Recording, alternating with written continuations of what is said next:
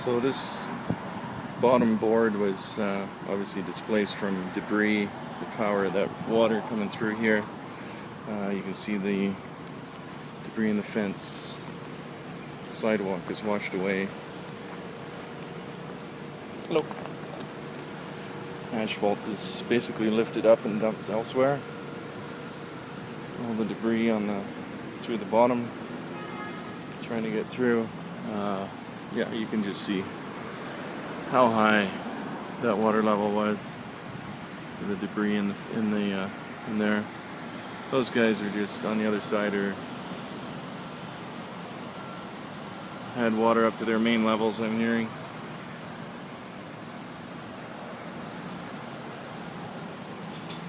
Although the water level's down now to obviously a manageable level, it's going to take a while for other repairs to be done. All this mud to clean up still. It's now dry.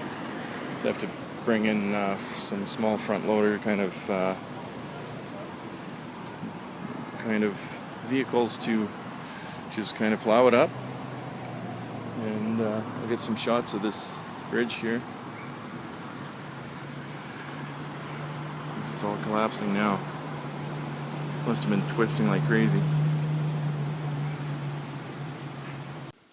Right, we're back. I'm just coming down this path from quite a wealthy area up on top of the hill, and it's quite a ways up from the Bow River area, but you can see even this creek got quite high, quite a bit of flow. It looks like the bridge has shifted. You can see it kind of goes down in the down here in the front, and then it levels up, and yeah, it's definitely shifted. These trees as well, and it seems solid enough. You want to see what I can see at where the third suspension bridge over this way is. I want to see what condition that's in. And this suspension bridge was actually in the movie Cool Runnings with John Candy, and it's the bridge at Elbow Park, or not Elbow Park, but Sandy Beach. This is Glenmore Park up top here, and then Sandy Beach runs along the bottom, and that's where the movie was filmed. And if you do watch a clip of the movie where they're running across the bridge and they throw snowballs at their coach's face, that's the bridge that I'm heading to now. I went down to took the lower trail. There's some of the houses up on the ridge. Took the lower trail and went down to the bottom there, but they've got it all blocked off for this erosion control area, which they obviously definitely need to look at maybe controlling a little more, or else in a few years these houses are going to be in the elbow. But you can see downstream that a lot of debris carried down. These guys are pretty much water level. I wouldn't want to see their house. I'm going to walk back here and just show you. You can imagine the height of the water. You can see in those trees some debris,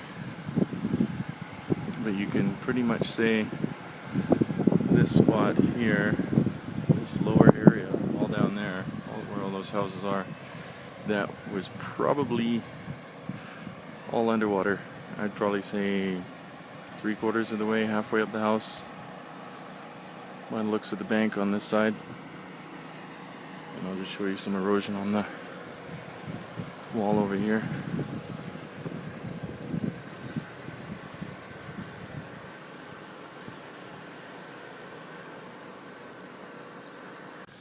Some top of what is it? Glenmore Park, and that's Sandy Beach down there.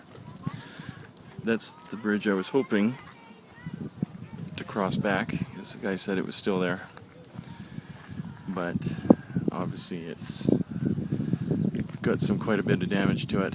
Not as much as the other ones. I'm quite surprised, because this is quite lower and above the river. But this would have been an interesting spot to have been on the Friday. As you can see, this area is much lower, and this would have probably been all underwater. Basically the river flowing all over it, right into those houses downstream. I'll get some, you can see in the distance the bank eroding away from that, and also just rain as well. If we get a heavy rain, it's not really necessarily the flood levels that we had, but just the water flowing down it. And welcome back. Just heading home now. It's been a long walk, actually. I'm glad I ran into David, because that was good to see him again. I hadn't seen him for a while. Used to work with him at Renfrew Chrysler when I worked there. And yeah, so it was good for him to show me the house and the damage that was done. His basement was about 6 feet full of water.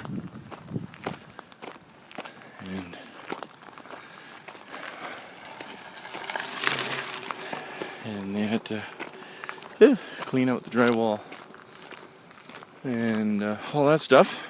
So that's all done. They've dried it out. They sprayed down with chemicals. So that's one portion of it done. They got off a little luckier than their neighbors, or at least some of their neighbors. But yeah, so I'm just walking home now, and I think I'll have a good afternoon of getting the video and the photos up. Talk to you later. So just walking up towards Premier Way now. These are some of the houses that actually overlook Elbow Drive from the top of the hill. So obviously no flood damage up here.